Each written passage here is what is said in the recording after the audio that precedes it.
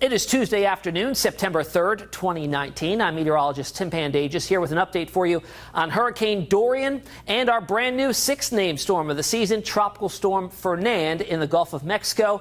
Won't be around for very long. It's about to make landfall in northern Mexico. We'll talk more about that a little later on. Here's the latest watches and warnings. We now have hurricane watches in the red extended all the way up through northern parts of North Carolina, back inland, tropical storm watches, and all those watches are now warnings the farther south you go, closer to where Dorian is currently centered. States of emergency now declared in Virginia, North Carolina, South Carolina, Georgia, and Florida, of course. A lot of evacuations already ordered along the Outer Banks and places farther south through Charleston as well, as Dorian now has begun to move off to the north and west. It underwent a period of stalling out for about 24 hours, if not more, right over Grand Bahama.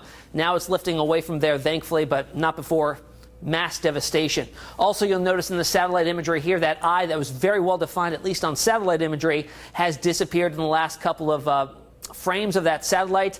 Some weakening has occurred here, and we're going to talk about that more. Down to 110-mile-per-hour winds, Category 2, but a Category 3 is 111 or greater. So a high-end Category 2 here with gusts up to 125. That northwest movement now at 5 miles per hour. Even though it's slow, at least it is starting to move and get away from the Bahamas there, where they can start to recover. The overall steering currents, what caused the stall to occur? We had an area of high pressure to the east of Dorian, one to the west. The competing flow here canceled each other out, so Dorian had nowhere to go. Now we have a trough of low pressure off to the north here. They'll start to interact with it and pull it northwards, which is why that northwest movement has begun, and it will actually pick up forward speed as it continues to interact with that trough. Why has Dorian continued to weaken? Well, things we had talked about in previous videos. Since it stalled out and sat over the same place, upwelling was a big issue with that in terms of it maintaining its strength. It upwelled or mixed up cooler waters from depth and eventually, limited itself from strengthening much more. There's also been a little bit of an ingestion of dry air into the overall circulation, and the eye wall is actually exposed, or was exposed, on the western side earlier today. Here's water vapor imagery. Dry air compared with moist air, very moist in and around Dorian, and then you have the dry air off to the north and west, indicated by the reds and rust color. Some of that getting pulled into the overall circulation as that trough dips southeastwards. Some of the wind reports here along the east coast of Florida, getting up and over tropical storm force. Vero Beach reporting a recent wind gust of 43 miles per hour. 39 is going to be tropical storm force. That wind field is approaching and even moving a little bit farther inland of Florida, but we do not expect a direct landfall from that system as it's moving off towards the north. Here's radar out of Melbourne, and you can see the eye wall here, even though it wasn't really showing well on satellite imagery, shows up on radar. And these are the bands of very gusty winds that extend out from the center. Now we're seeing those tropical storm force winds extending out 175 miles.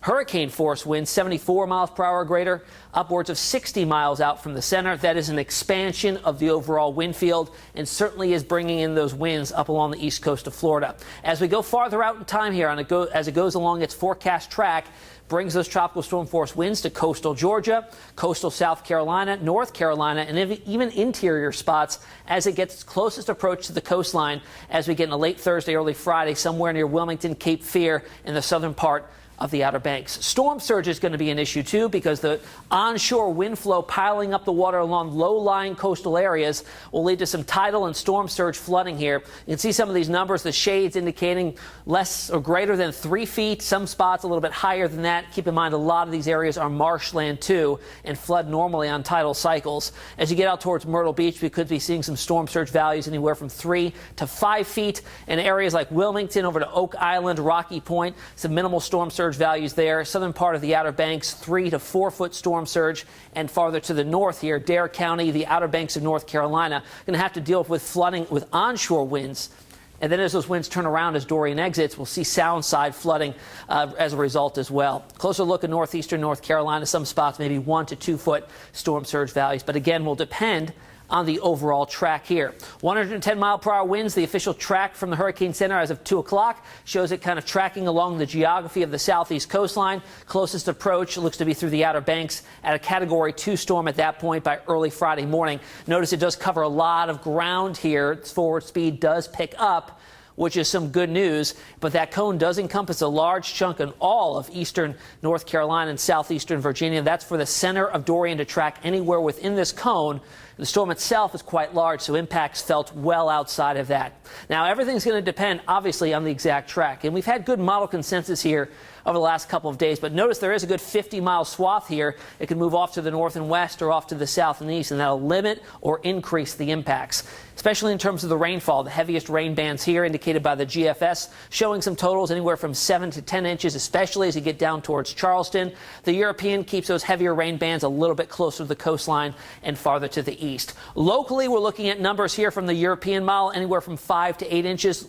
Higher totals possible, but a real sharp cutoff in that gradient back off towards the west. Look at Richmond, only around 0.4 of an inch.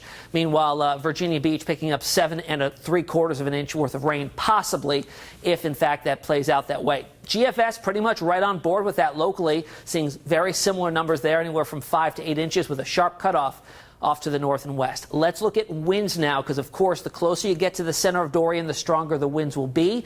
Here's how it looks as we play through time here, and we selected a bunch of different cities, so pick one closest to you, and this can give you an idea of how strong the winds will be. Here we are very early in the morning on Friday, starting to see those winds pick up as the center of Dorian is right near Wilmington, North Carolina, seeing those gusts, especially in Hatteras, up to around 50 miles per hour. As we get to 7:30 a.m. on Friday, starting to see it move pretty much right over Hatteras Island along the Outer Banks. By this point, we're approaching hurricane-force wind gusts through Hatteras there. Melfa getting up to around 40 miles per hour and nearly 50 miles per hour in Hampton. As the storm pushes due east, we're starting to see those winds come around out of the northeast. Onshore flow continuing, so we're looking at tidal and storm surge flooding there. Look at the wind gusts here from Hatteras right now. Again, this is going to be coming out of the sound side. 90-mile-per-hour winds are certainly a possibility, and then even very windy still as we get into Friday night as the storm begins to pull away. Dorian's not the only storm out there. We're not only watching that one, but we have Tropical Storm Fernand out in the western parts of the Gulf of Mexico, and then 3 other areas of concern that will likely get the next names on the list. Here's the latest update from Tropical Storm Fernand. The track takes it inland to Mexico. Far southern portions of Texas may get a little bit of rain here, but this will be a very short-lived system moving inland within the next 12 hours. On the list of names, we are now through 6. Gabrielle is next on the list here, and then Humberto. We'll continue to track as we're about a week out from the peak of hurricane season coming up around September 10th, September 11th. So we'll see how this plays out for the rest of the season. In between our next updates, you can always find me on social media, meteorologist Tim Pandajis on Facebook or on Twitter at 13 Tim Pandajis.